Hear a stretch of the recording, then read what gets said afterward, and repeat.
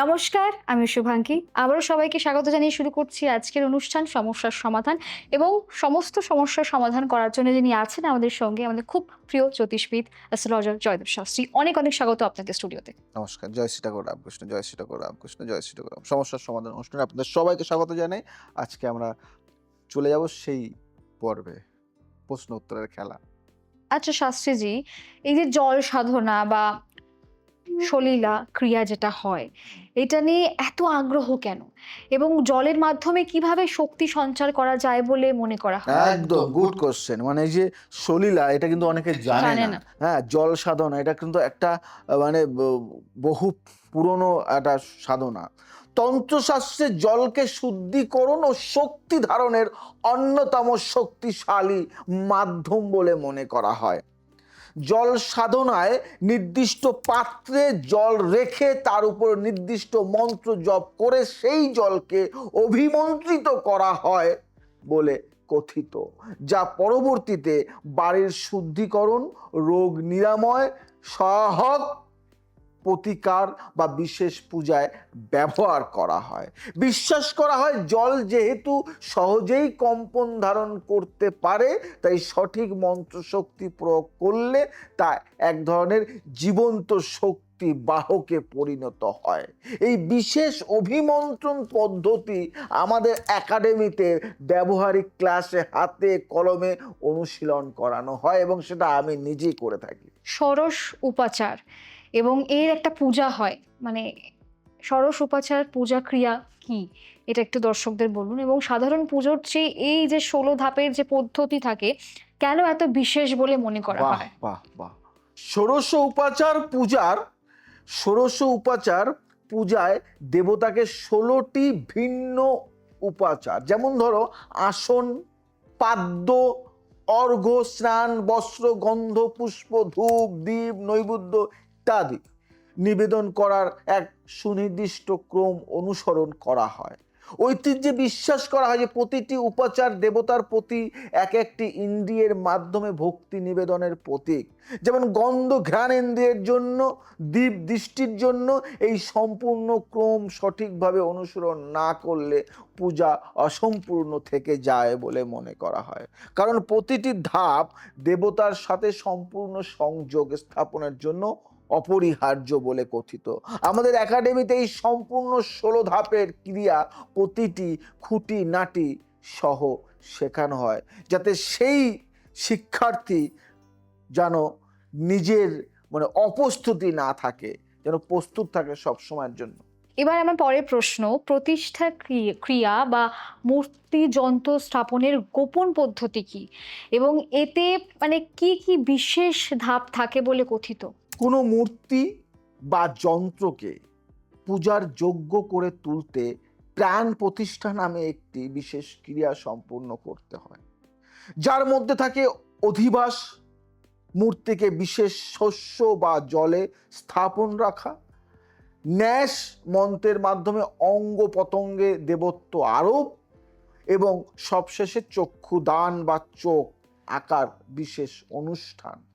কথিত আছে চক্ষুদানের মুহূর্তেই মূর্তির মধ্যে দেবতার শক্তি সম্পূর্ণরূপে প্রবেশ করে বলে বিশ্বাস প্রচলিত। আর এই মুহূর্তটিকে সবচেয়ে পবিত্র সতর্কতাপূর্ণ ধাপ বলে মনে করা হয়।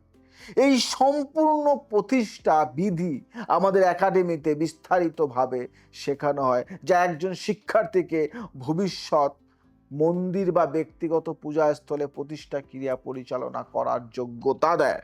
পরের প্রশ্নে যাব, সংকল্প ক্রিয়া ছাড়া নাকি কোনো তান্ত্রিক সাধনাই শুরু করা যায় না? এই ছোট্ট ধাপটার পেছনে অনেক গুরুতর একটা কারণ আছে বা অনেক গুরুত্ব আছে। এটা কেন? দেখো, যে কোনো তান্ত্রিক ক্রিয়া শুরুর আগে সংকল্প নিতে হয়, অর্থাৎ স্পষ্টভাবে মনে মনে ও মুখে উচ্চারণ করে বলতে হয় কোন তিথি, কোন উদ্দেশ্য, কার কল্যাণের জন্য এই সাধনা করা হচ্ছে। ঐতিহ্যে বিশ্বাস করা হয় সংকল্প ছাড়া করা সাধনা লক্ষ্যহীন তীরের মতো। যতই শক্তিশালী মন্ত্র জপ করো বা করা হোক না কেন, স্পষ্ট উদ্দেশ্য না থাকলে সেই শক্তি সঠিক দিকে প্রবাহিত হয় না বলে কথিত। এই ছোট্ট কিন্তু অত্যন্ত গুরুত্বপূর্ণ ধাপটি অনেকেই অবহেলা করেন, কিন্তু আমাদের একাডেমিতে প্রতিটি সাধনার আগে সঠিক সংকল্প নেওয়ার পদ্ধতি বিশেষভাবে গুরুত্ব দিয়ে শেখানো হয়, যাতে সমস্যায় না পড়ো তোমরা।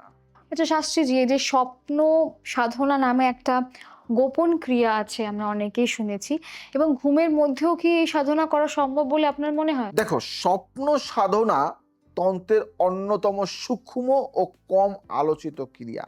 এটা অনেকেই বলে না বা জানে না। যেখানে ঘুমাতে যাওয়ার আগে নির্দিষ্ট মন্ত্র জপ করে এবং নির্দিষ্ট সংকল্প মনে ধারণ করে ঘুমোতে যাওয়া হয় বলে কথিত। বিশ্বাস করা হয় এভাবে ঘুমালে অবচেতন মন সেই সংকল্পকে ধারণ করে রাখে, আর স্বপ্নের মাধ্যমে দেবতার নির্দেশ, ভবিষ্যতের ইঙ্গিত বা সমস্যার সমাধান পাওয়া যায় বলে ঐতিহ্যে মনে করা হয়। এই ক্রিয়া অত্যন্ত সূক্ষ্ম হওয়ায় ভুল পদ্ধতিতে অনুশীলন করলে অস্থির ঘুম বা দুঃস্বপ্ন হতে পারে বলে সতর্ক করা হয়। আমাদের একাডেমিতে উচ্চতর কোর্সে এই বিরল ক্রিয়াটি অত্যন্ত সতর্কতার সাথে সঠিক প্রস্তুতি সহ শেখানো হয়। অনেকে বলে না, আমি স্বপ্নে এটা পেয়েছি, আমি স্বপ্নে ওটা পেয়েছি। তার সাধনা এটা, এই সাধনা না করলে তোমার ওই স্বপ্নে পাওয়াটা এমনি এমনি পাওয়া যায় না। পাওয়া যাবে না।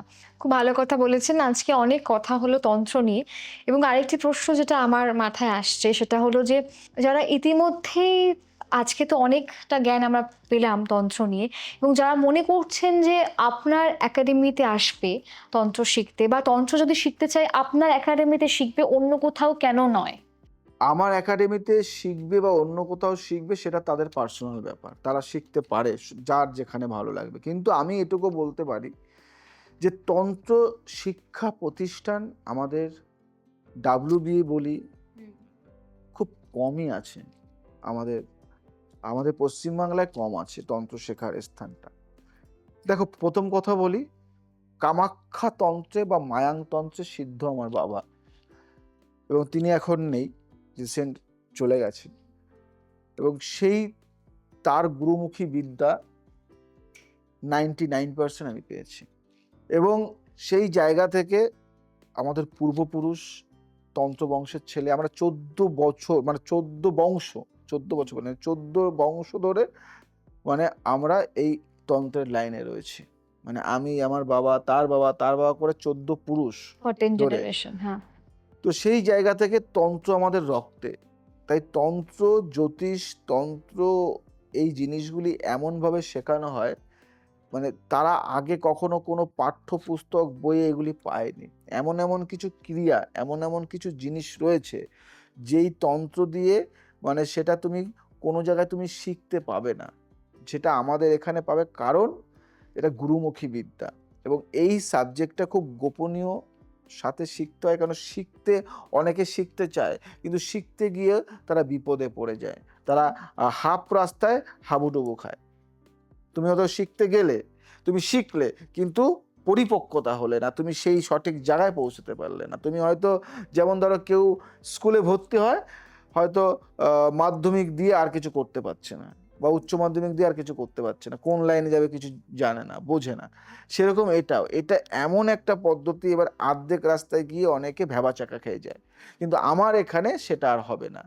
আমার এখানে যারা শিখতে আসবে বা যারা আমার একাডেমিতে ভর্তি হবে, তারা পুঙ্খানুপুঙ্খানু জ্ঞান পাবে, এবং জ্ঞান অর্জন করে তারা যাতে সঠিক কাজ করতে পারে, আমি আমার সাথে করে নিয়ে প্র্যাকটিক্যালি তাদের সেই কাজটা শেখাবো।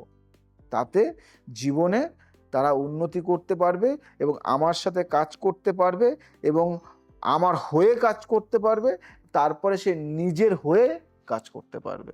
সমস্ত রকম বিষয় তাকে সাপোর্ট করা হয়। বুঝতেই পারলেন, যারা তন্ত্র নিয়ে পড়াশোনা করতে চান বা তান্ত্রিক হতে চান, অনেক সংস্থা আছে যারা হয়তো আপনাকে অনেক কথা বলবেন, কিন্তু আমার মনে হয় JD astro consultancy and academy সেরা একাডেমি, যেখানে আপনারা এমন একটা জ্ঞান পাবেন যেটা অন্য কোনো ইনস্টিটিউশনে পাবেন না।